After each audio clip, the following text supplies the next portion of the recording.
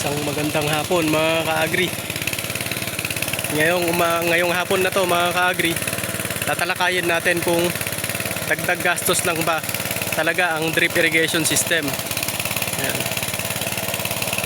Talakayin nga natin mga ka-agri, kailangan isa-isahin natin kung talagang dagdag gastos ba o ano ba ang benepisyo nito dito sa farming mga ka-agri, itong drip irrigation system. Kasi may nag-comment mga ka-agri na magaling lang daw akong gumastos. Ayan. Pero hindi naman natin pinapansin yun. Basta matuloy-tuloy lang tayo sa pag-upgrade ng farm mga ka-agri. Pero baka mamaya may makabasa nun mga ka-agri, mali rin siya o kundi mapanghinaan din siya ng loob sa drip irrigation system. Kaya ito ngayon tatalakayin natin kung ano ba talaga ang benepisyo na makukuha mo sa paggamit ng drip irrigation system. Pinapauna ko lang mga ka-agri na yung ginamit kong halaga sa buong system na to 30k o 30,000 mga ka-agri. Pero pwede nyo namang pababain yung 30,000 na yun. Gumamit kayo mga ka-agri ng drip tape na mas mura. Marami niyan sa Shopee o sa Lazada. Sa akin kasi mga ka-agri, nakagamit ako ng dalawang tig 1,500 meter dito. Sa tatlo mga ka-agri ay dalawang 1,500 meter dito sa area ko na 1,500 square meter. Yun, matandaan nyo mga ka-agri, ang luwang ng area ko 1,500 meters square meter. Tapos ang nagamit ko na drip tape, yung pumapatak-patak yan sa gitna na yan, ay 1,500 meters na dalawang rolyo. Pero hindi ko naman nagamit lahat yon mga ka-agri. May natira doon na 500 meters, baka mahigit pa nga. Kaya ang nagamit ko lang dito ay 2,500 meters. Yung isang rolyo hindi ko nagamit yon, yung lahat. Merong 500 meters na mahigit doon na natira. Kaya kung may taniman kayo mga ka-agri na kalahating hektarya, gagamit lang kayo ng 5 rolyo ng tig 1,500 meters. Kaya mas makakatipid kayo. May nabibili naman mga ka-agri sa Shopee na 3,300. Ayan. Pero kuwan na yun mga ka-agri, 1,500 meters na.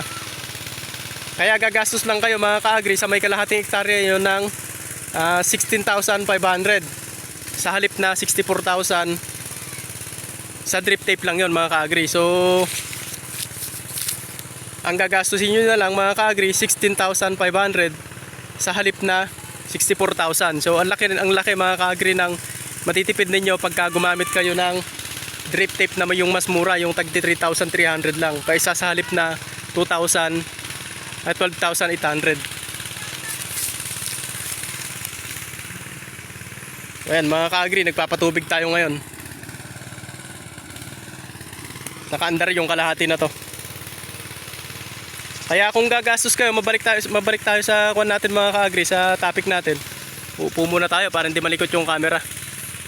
Kaya kung gagastos kayo mga ka-agri ng 90,000 sa kada kalahating hektarya sa buong system na yun mga ka-agri, andun na rin yung pag-install ng plastic mulch. Partida dyan mga ka-agri yung manpower sa may plastic mulch, yung paggamit nyo ng pagkaka-install nyo ng plastic mulch, andyan na yan, kasama na sa gastos yun.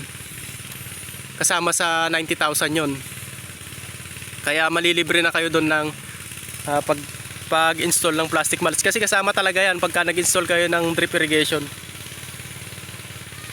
Ginagamitan naman natin ng plastic mulch mga ka-agri para hindi madaling masira yung drip tape natin. Tapos hindi hangin-hanginin. Kasi hangin-hanginin yan, malulukot-lukot yan at iikot-ikot, pipilipit, ganyan. Tapos pagka nagpatubig tayo, madali lang matuyo kasi wala siyang plastic mulch. Kailangan may plastic mulch para matagal siyang matuyo. Ayan. Ayun nga, kung gagamit kayo ng, kaya kung gagastos kayo ng 90,000 sa kalahating hektarya mga ka-agri, makakatipid kayo ng 48,000. Magiging 42,000 na lang mga ka-agri yung gagamitin ninyo sa may kalahating hektarya. Kasi nga, imbis na 90,000, magiging 40,000 na. Makakatipid kayo ng 48,000 kung gagamit kayo mga ka-agri ng mumurahing drip irrigation system o yung drip tape. Ito, yan drip tape na yan. May tumutulo-tulo dyan mga ka-agri. Ano? Ito, itong drip tape na to. Kung gagamit kayo nyan, tandaan nyo mga ka-agri, 90,000 ang gagastusin nyo sa kalahating hektarya kapag original yung gamit ninyo. Kapag original na ganyan, yung drip tape. Kapag ka naman mumurahing drip tape lang, yung mga mura lang, pwede naman siguro yun mga ka-agri, 42,000 lang yung magagamit nyo sa kalahating hektarya. Buong system na yun, andun na rin yung kuwan ninyo. Bababa pa rin mga ka-agri. Andun na yung mga gamit ninyo sa pag-fertigation. O ngayon, mga ka-agri, ngayon, ano ba talaga yung benepisyo na makukuha sa drip irrigation system? Yan, dyan na tayo mga ka-agri. Una, isa-isahin natin mga ka-agri. Yung patubig, gastos sa krudo, oras sa trabaho, saka sa manpower. Una sa patubig mga ka-agri. Pag nagpatubig kasi tayo rito, yan. Pag sa kalahating hektarya mga ka-agri, malaki yung magagastos nyo sa krudo. Kasi ipa-flooding nyo yan. Kalahating hektarya, ipa-flooding nyo yan. Siguro mga ka-agri, gagastos kayo dyan ng 500 pesos na gasolina sa isang tubig lang. Yan, 500 pesos na kaagad yun. Tapos, sa kalahating hektarya, hindi nyo naman kaya na kayo lang ang gagawa dyan. May isang tao kayo dyan na upahan para magsara o magsaboy ng kwan dyan, ng tubig sa may puno. Siyempre, upahan yun mga ka-agri. So, ang mahal ng labor ngayon, siguro sabihin na lang natin 500 mga ka-agri. Pakakainin nyo pa nga yan, sa totoo lang. Pakakainin nyo pa, may meriendahin nyo pa yan, yung upahan yung tao. Pagka-flooding, yung paagusan yung ganyan. Tatagal yan mga ka-agri kasi ng pang isang araw siguro. Maghapon yung patutubigan o 8 oras. So, kung 8 oras yun o 500 pesos sa isang araw, yun nga, isang tubig nyo. So, tapos yung 500 pa yung tao nyo, 1,000 na ang nagagastos nyo sa isang tubig lang mga ka-agri. Paano kung ilang beses kayo magpatubig? 'Di ba? Paano kung medyo buhanginan yung area nyo, tapos magpapatubig kayo ng 3 beses sa isang linggo, di gagastos na kayo ng 3,000 sa isang linggo, 'di ba mga ka-agri? Isipin nyo yung kung gaano kalaki yung matitipid nyo. 3,000 mga ka-agri sa isang linggo lang. Ilang linggo nating aalagaan o patutubigan itong atsal bago mamunga yan o bago tayo magpitas. Sige nga, isipin nyo mga ka-agri kung gaano karaming krudo, tapos ilang gastos ang mangyayari sa inyo dyan.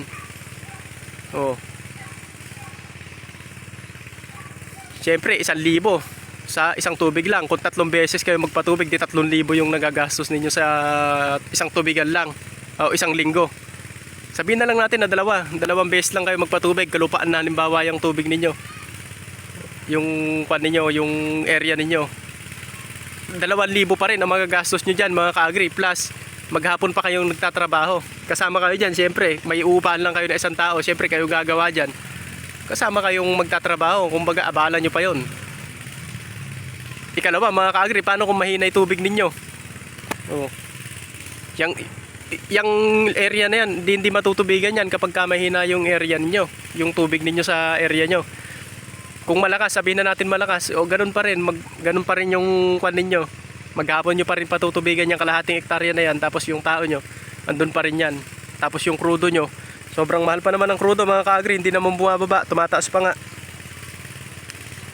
So, yung oras sa trabaho, yun nga, sinasabi ko na sa inyo, maghapon kayong andyan na nagpapatubig, kasi nga maghapon kayo magpapatubig, hindi naman po pwede na ano tawag dito, na mabilis matapos yung flooding. Hindi naman ganun yun mga ka-agri. Hindi katulad sa may drip irrigation, ayan hindi katulad sa drip irrigation, sa totoo lang nasa lilim pa nga kayo nyan. Ayan tingnan, punitin na nga natin to plastic. Ayan ganyan lang siya mga ka-agri. Ganyan yung patak nya.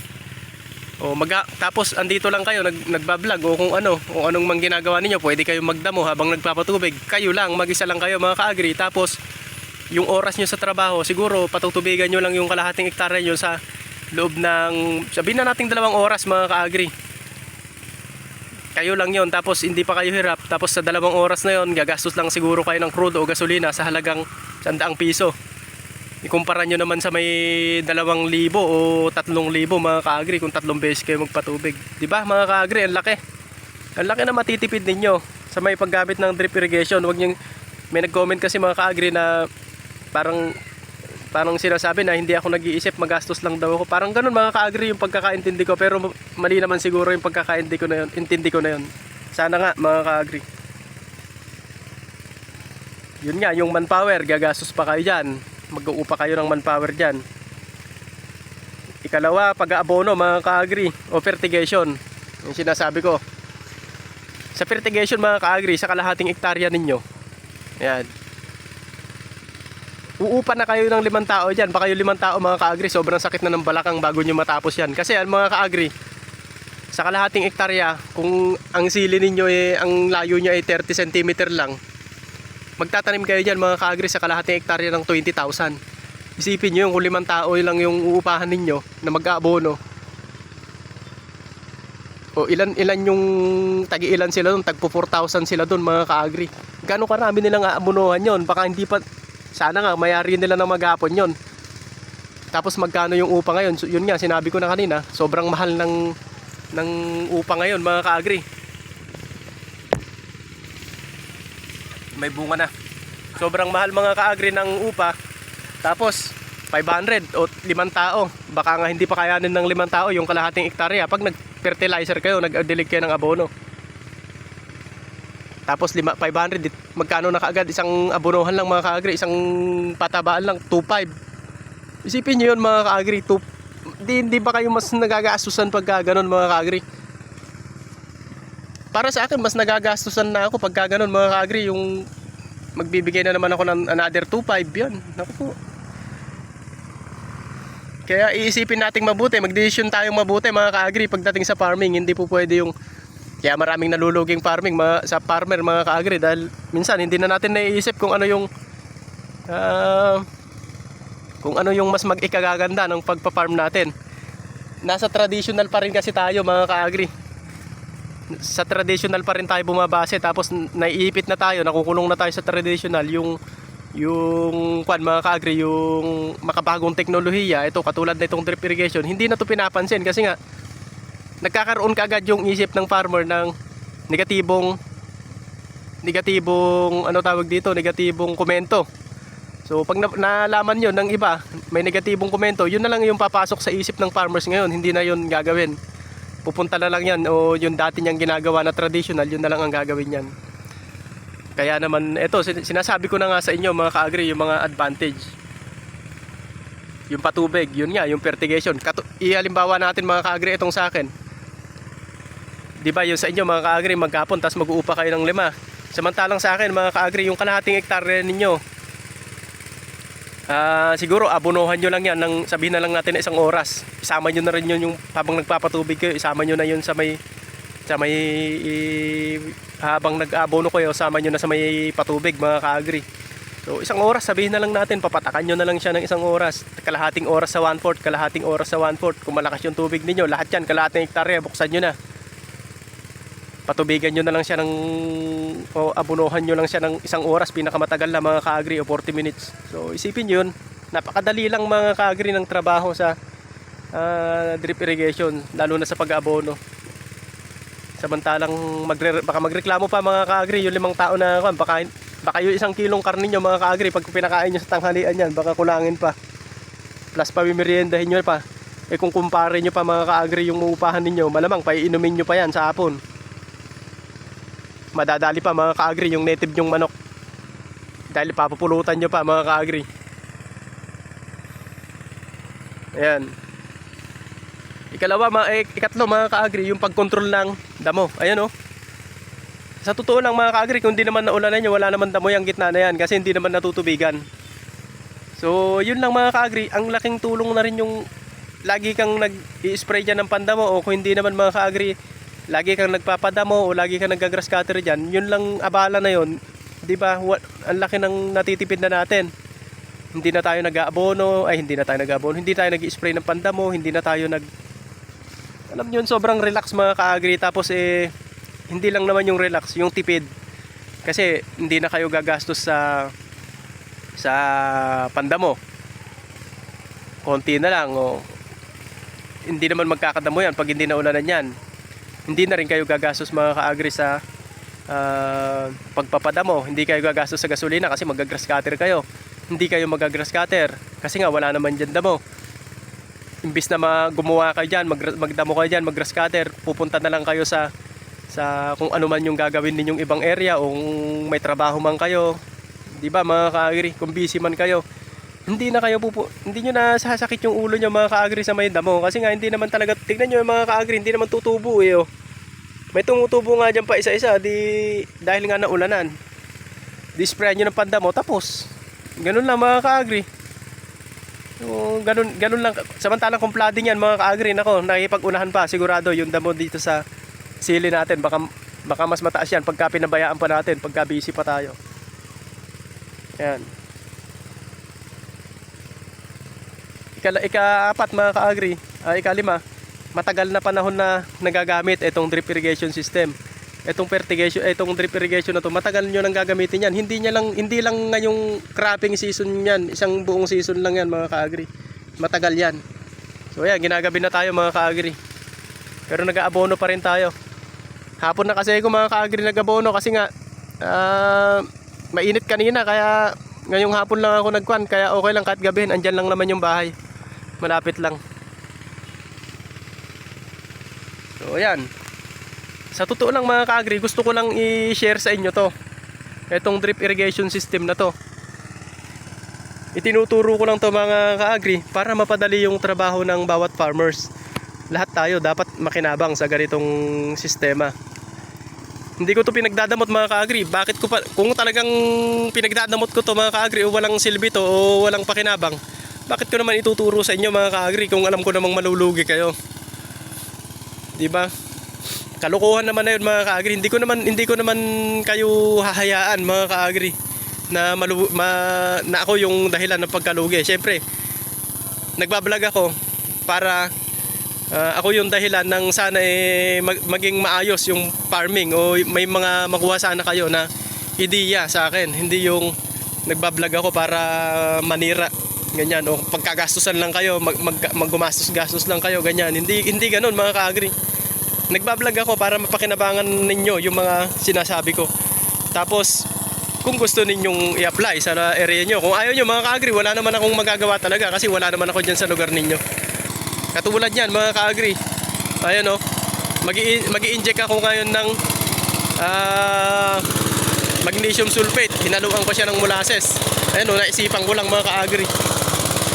Naisipan ko lang naman yan. Hindi talaga ako, wala sa isip ko yung abono. Kasi kailan lang ako nag-abono rito. So, naisipan ko lang mag-inject ng magnesium sulfate. Ayan o, nakatimpla na nga eh. So, eto siya. Kahit gabi na, okay lang naman yan eh. Kasi simula ko pa lang. So, di ba mga ka-agri, ayan o, isisindi ko na mga ka-agri, ano. So, mag-aabono ko, hindi sasakit yung likod ko. Ito, pipindutin ko lang tong switch. Gabi na mga ka-agri, hindi na natin makita. Hindi natin yung flash.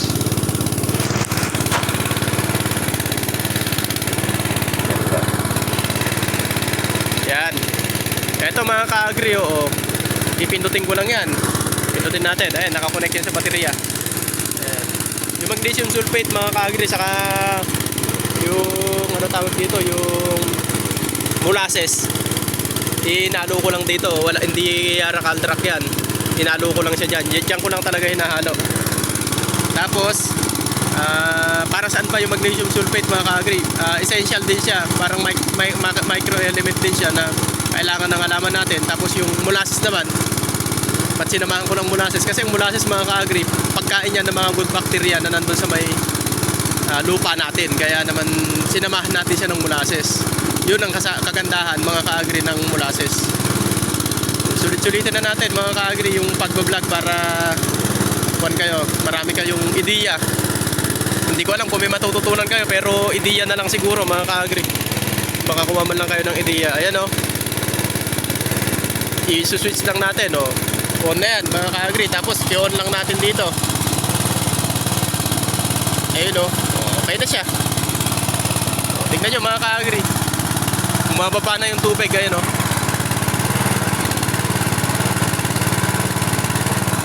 Diba? Talagang umiitit na siya, ayun o, wala nang konti na lang yung tubig. Ganun lang. Nakakapag na-fertigation at nakakapag-inject na ako ng kung ano yung gusto ko. Pwede na rin mga ka-agri yung kung meron kayong Puradan o yung lead force, tutunawin nyo lang yun ng gabi, tapos yung tubig nun kunin nyo, ilagay nyo rito. Pagka maraming uod o bulate sa may kuwan ninyo, sa may taniman ninyo, yung kinakain yung ugat, yung naglalanta, tapos naninilaw na lang mga ka-agri yung tanim ninyo. May bulate yan, kung hindi naman susuhong o ararawan. Pagka naglalanta naman siya at malalaki na, yung ganyan na mga ka-agri, o naman yan, nematodes na yan. Kaya sabayan nyo na rin ang fungicide, yung score mga ka-agri. Pagka ganito, pwede mga ka-agri, kada tubig nyo, pwede nyo lagyan kung gusto nyo. Kasi sobrang dali lang naman. Iba mga ka-agri, ayun o. Ito yung isa, sasalin natin dito.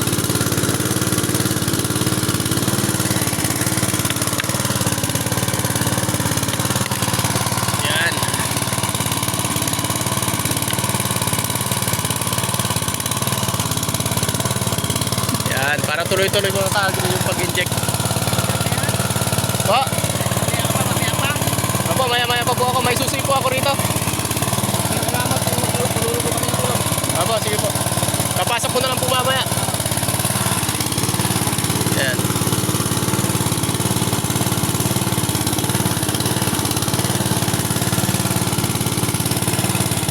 May nagtanong nga pala mga ka-agri, saan daw galing yung tubig?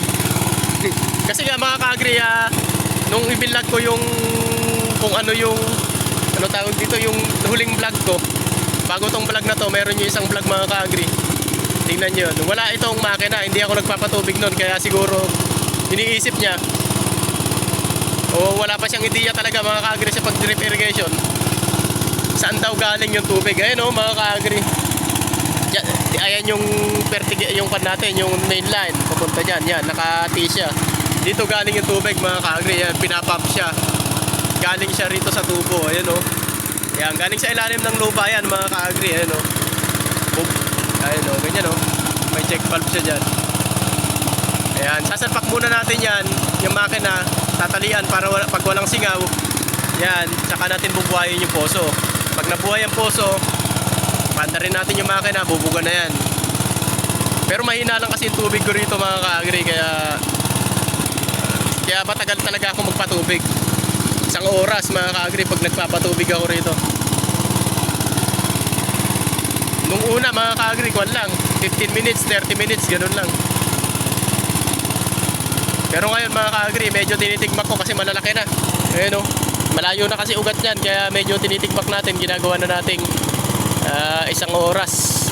Kalahating oras doon, kalahating oras dito. Pero pag malakas yung tubig ko, lahat yan nakabukas. Kalahating oras na lang pag malakas yung tubig. Itong sa akin mga ka-agri, yung gastos ko sa gasolina sa may pagpapatubig mga ka-agri nga pala, ang gastos ko lang dito, kwan lang mga ka-agri, siguro mga 50 pesos lang mga ka-agri, kasi sa isang oras ko hindi pa nauubos yung 1 litro ko. So magkano naman yung 1 litro ng gasolina, 55 yata mga ka-agri. So hindi naman nauubos yung, kaya 50 siguro, 50 pesos. Yun lang yung nagagastos ko sa patubig. Ayun, ubos na. Okay.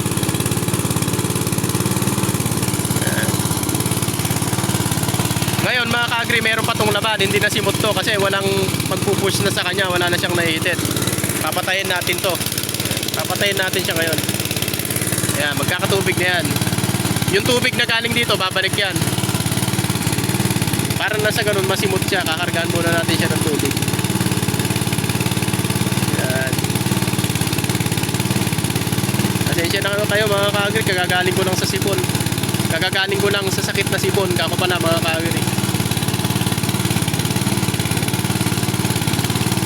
Ayan. Makulay pa rin siya, sayang naman yan kung hindi natin kukunin. Saka natin panda rin ulit para mas kung siya, matrain. Ayun oh, sobrang. Isipin nyo yun, andito lang kayo nakaupo.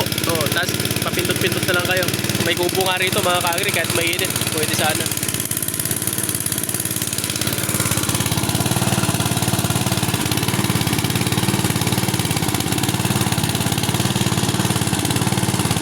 So ayun lang mga ka-agri, gabi na.